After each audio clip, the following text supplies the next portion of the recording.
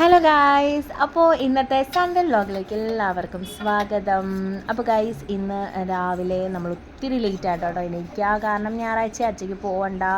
പിന്നെ കുഞ്ഞിപ്പാറ് നേരത്തെ എണീക്കുന്നുണ്ട്. അവളുടെ സാധനം തന്നെ ആദ്യമേ അടുപ്പിൽ നമ്മൾ കയറ്റേണ്ടതായിട്ടുണ്ട്. കാരണം വിശന്നാണ്ടം കയറി ആയിരിക്കുമല്ലോ എണീറ്റ് വരണതൊക്കെ.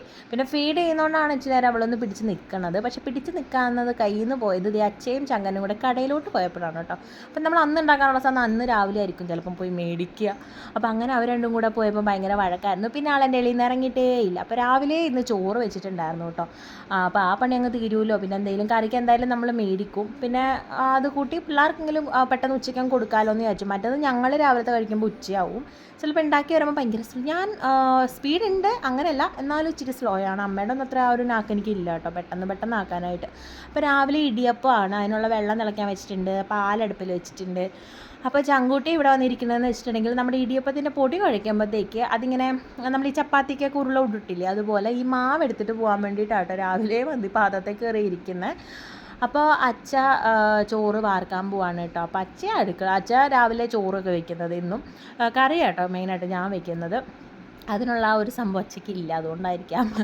അപ്പോൾ ചോറ് കാരണം അത്രയും രാവിലെ എണീക്കണം. എനിക്കന്നൊരു ദിവസം പനി വന്നേ പിന്നെ ഞാനങ്ങനെ ഒത്തിരി രാവിലെ എണീക്കാറില്ല. ഇപ്പം മഞ്ഞും കൂടെ ആയതുകൊണ്ടാവാം എനിക്ക് ഒട്ടും പറ്റത്തില്ല. അതുകൊണ്ടാണ് ഞാൻ പാല് മേടിക്കൽ പോലും ഇപ്പോൾ ഉച്ചയ്ക്ക് ആക്കിയത് കേട്ടോ. അപ്പോൾ രാവിലെ ഇടിയപ്പം ആക്കാൻ വേണ്ടിയിട്ട് വെള്ളം തിളയ്ക്കാൻ വെയിറ്റ് ചെയ്യാണ്. ഉപ്പ് വരെ ഇട്ട് പൊടി ഞാൻ എടുത്ത് വെച്ചിട്ടുണ്ട്.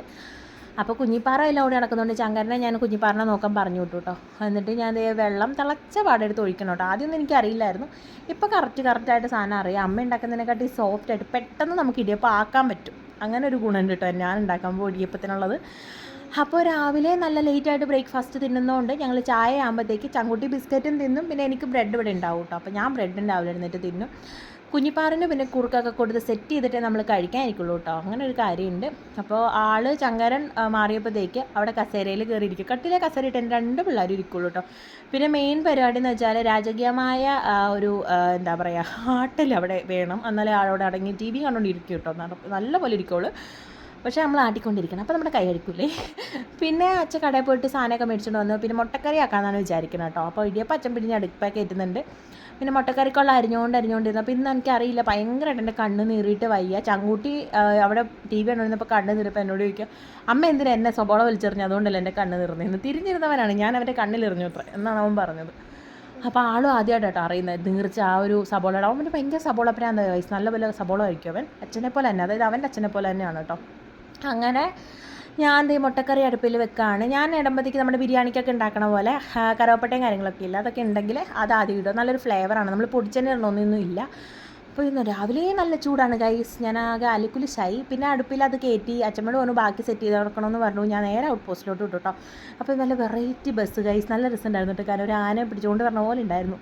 അപ്പോൾ നമ്മളിതേ ഇവിടെ വന്നു. അപ്പോൾ അച്ഛനൊരു ചിക്കൻ മേടിക്കാൻ വന്നു. പക്ഷേ എനിക്ക് ചിക്കനോട് തീരെ താല്പര്യമില്ല. അപ്പോൾ ഞാൻ ഓർത്തുന്ന ചൂര ഉണ്ടായിരുന്നു. അപ്പോൾ ചൂര മേടിക്കാമെന്ന് വിചാരിച്ചു. അതും മേടിച്ച് നേരെ വീട്ടിൽ വന്നു.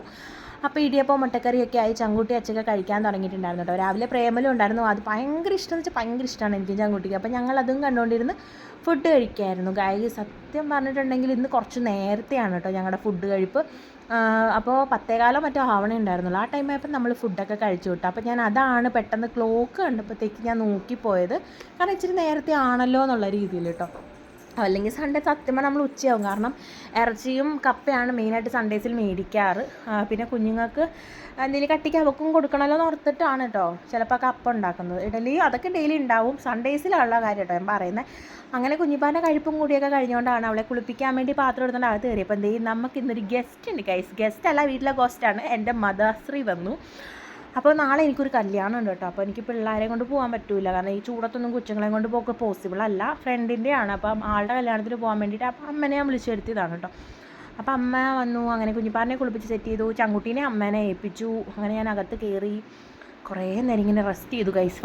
നടുവിന് നല്ല വേദനയാണ്. പേടിയെന്ന് അമ്മമാർക്ക് അത് അറിയാവുന്നതല്ലേ ഉള്ളൂ. പിന്നെ ഇത് കണ്ടോ കുഞ്ഞിപ്പാറുവിൻ്റെ തോളിലായിട്ട് ചെറിയ ഒരു എന്താണെന്നറിയില്ല, ഒരു കറുത്തിട്ട് എന്തോ ഒരു ചൂടൊക്കെ ഏറ്റ പോലെ ഒരു സംഭവം. അതിങ്ങനെ പടരുന്നുണ്ട്. അപ്പോൾ ഞാൻ ഡോക്ടറിനെ കൊണ്ട് കാണിച്ചപ്പോൾ അത് ഈ ചൂടിൻ്റെ ആണെന്നാണ് പറഞ്ഞത്. ഇവിടെ നന്നായിട്ട് വിയർക്കും.